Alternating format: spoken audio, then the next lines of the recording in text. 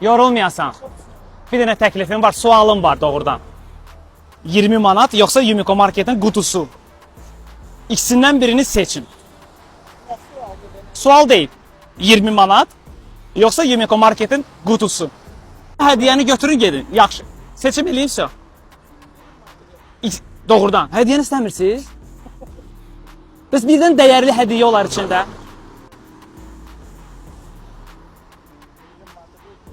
Doğrudan.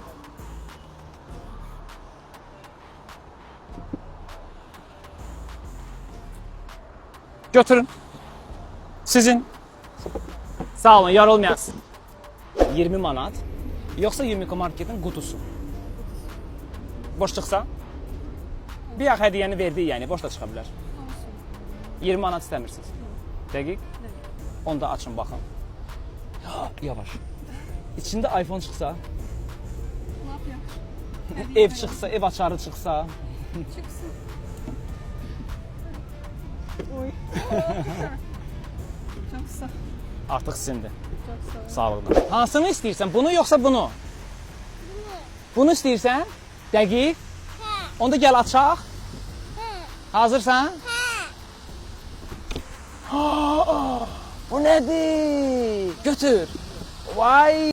Yeah! Sənindir.